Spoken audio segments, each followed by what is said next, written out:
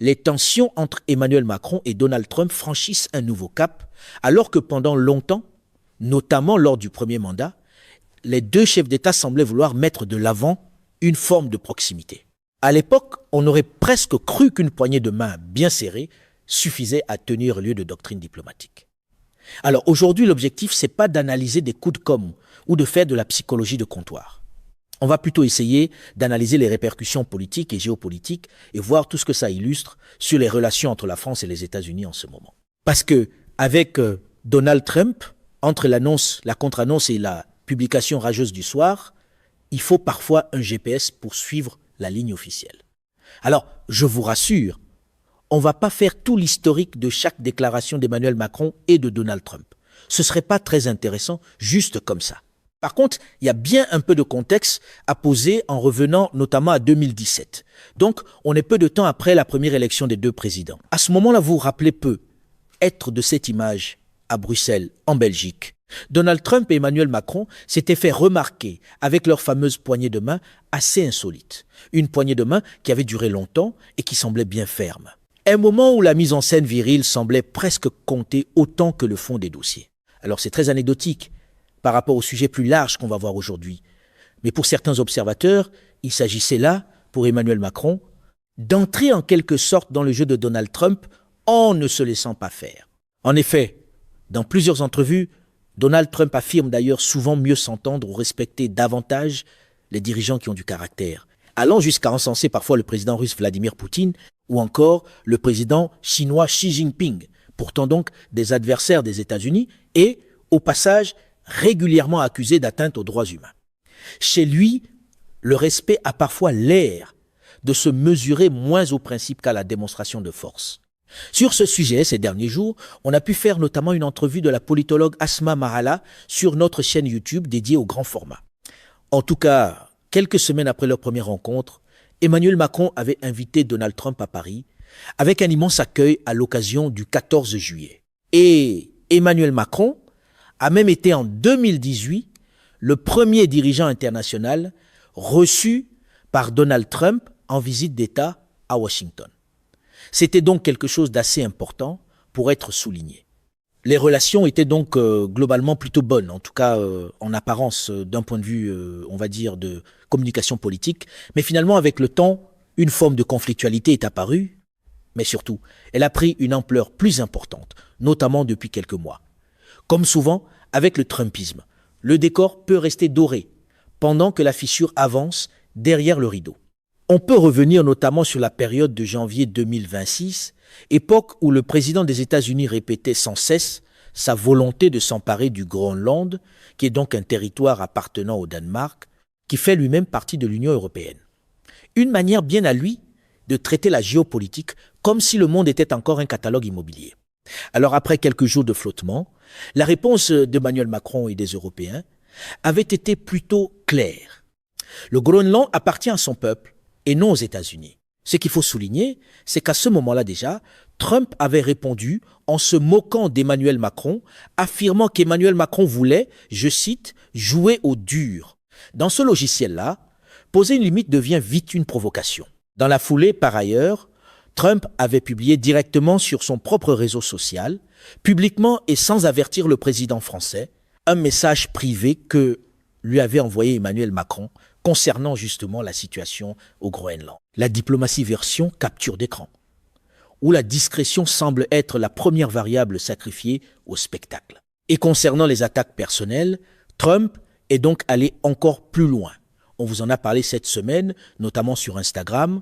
Mercredi dernier, Trump a déclaré, je cite, « Macron, que sa femme traite extrêmement mal. Il se remet encore du coup de poing qu'il a pris à la mâchoire. » Fin de citation. Le vieux réflexe est connu. Quand l'argument manque, la pique personnelle arrive en renfort, souvent avec la subtilité d'un klaxon dans une bibliothèque. Donald Trump faisait référence à une vidéo qui était devenue virale l'an dernier et dans laquelle Brigitte Macron semble donner un coup au président à la sortie d'un avion.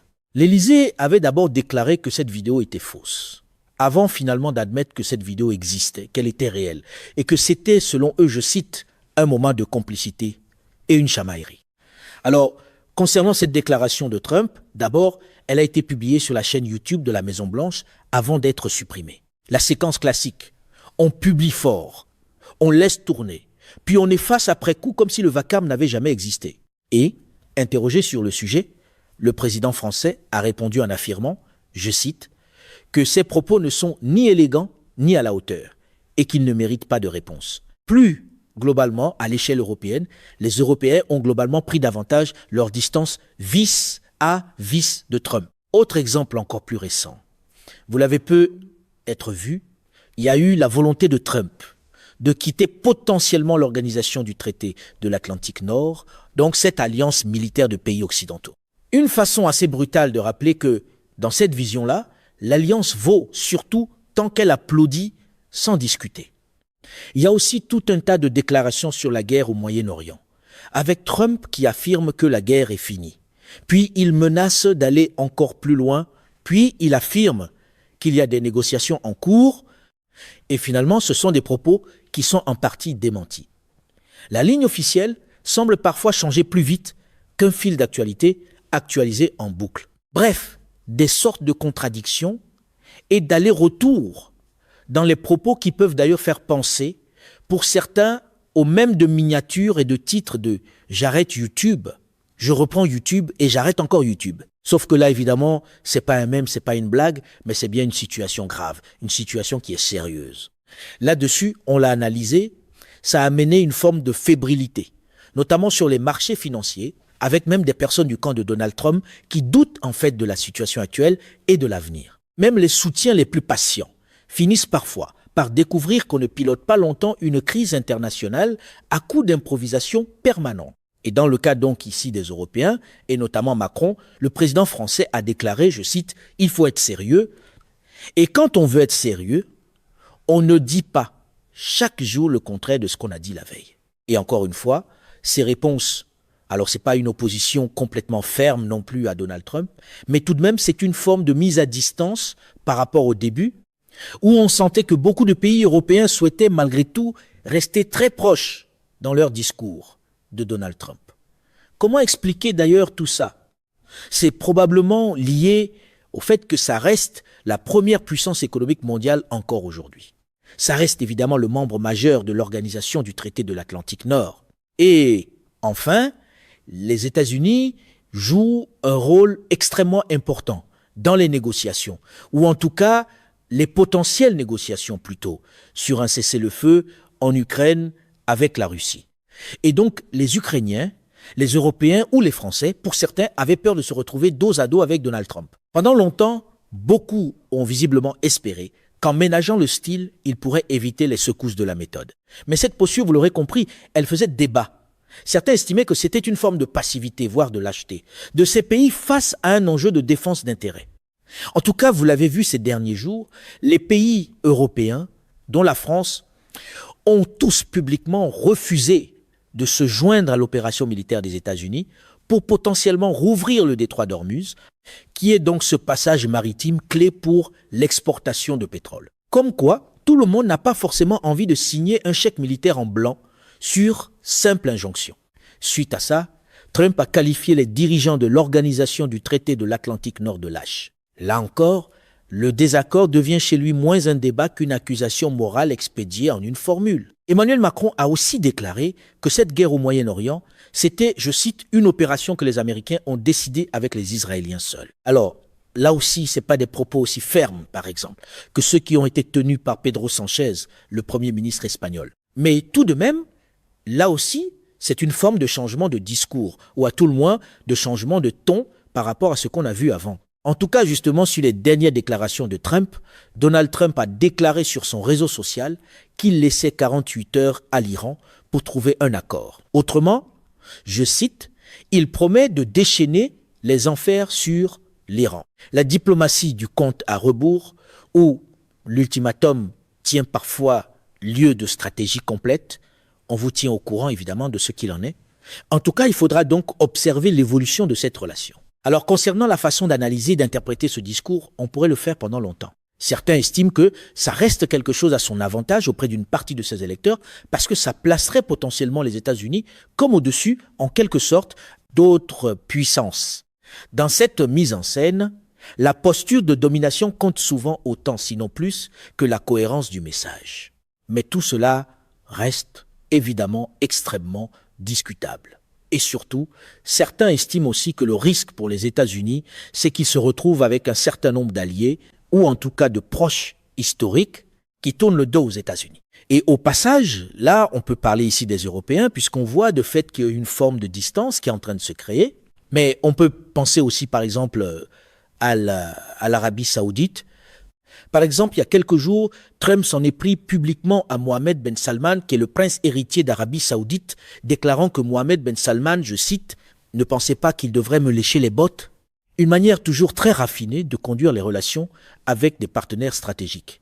Et encore, c'est dur à traduire parce que l'expression exacte, c'est « kissing my ass ». Autrement dit, ça dépasse largement la question des Européens. Alors, vous le savez, si vous avez l'habitude de ce format, on fait très rarement, voire quasiment jamais, des unes comme ça, ou des petits propos, des petites phrases de ce type-là, parce que pour certains, ça peut rester des petites phrases. Mais encore une fois, je pense que vous l'avez vu ici.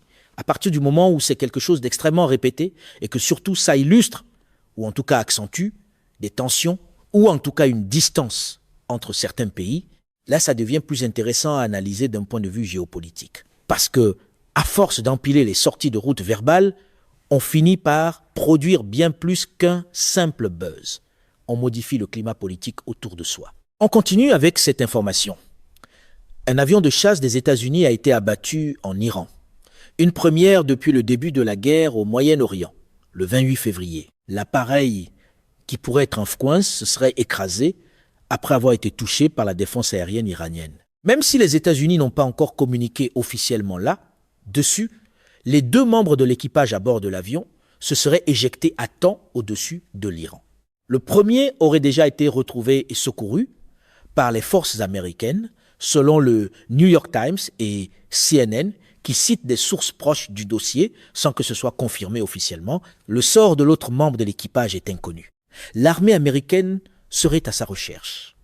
Dans le cadre de ces recherches, plusieurs hélicoptères et avions des États-Unis ont été la cible de tirs iraniens. L'un d'entre eux, un avion de type ADIX, a été abattu selon plusieurs médias américains. Mais cette fois-ci, le pilote est parvenu à quitter l'espace aérien iranien et à s'éjecter au-dessus du Koweït, un pays du Golfe allié des États-Unis. À noter que l'Iran est également à la recherche de ce pilote. Les autorités iraniennes ont promis une récompense pour toute personne qui capturera le pilote vivant et le livrera à la police ou aux forces armées.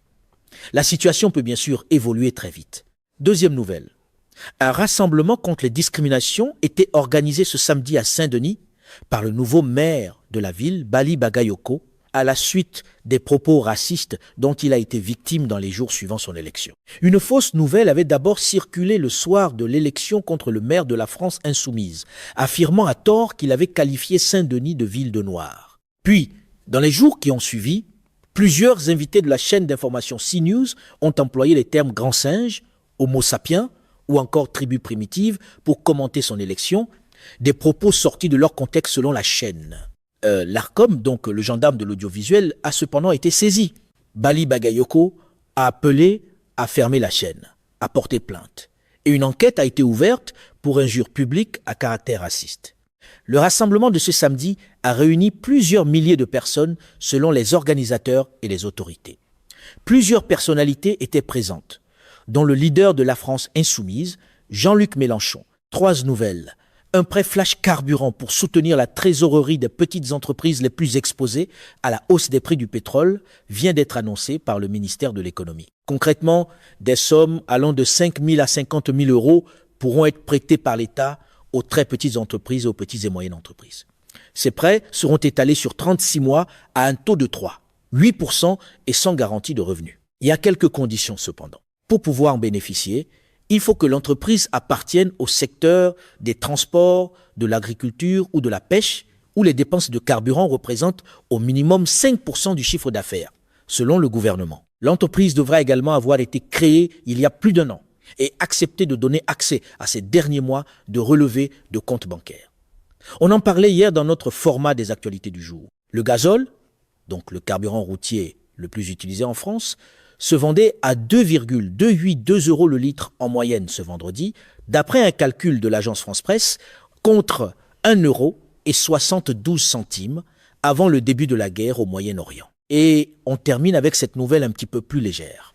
La National Aeronautics and Space Administration, donc l'agence spatiale américaine, a publié ce vendredi une photo prise par les astronautes de la mission Artemis, 2 en route pour faire le tour de la Lune sans s'y poser. Cette photo de la Terre, dans son intégralité, surplombée de nuages, a été rapidement comparée à celle-ci, prise en 1972 lors de la mission Apollo 17, la dernière à s'être posée sur la Lune. Ce samedi matin, l'équipage d'Artemis 2 était à la moitié du chemin entre la Terre et la Lune. Il devrait atteindre sa destination ce lundi. Mesdames et messieurs, notre émission d'aujourd'hui s'arrête ici. Nous vous invitons à partager votre avis personnel dans la section des commentaires ci-dessous. Perspective politique vous salue et vous donne rendez-vous très bientôt.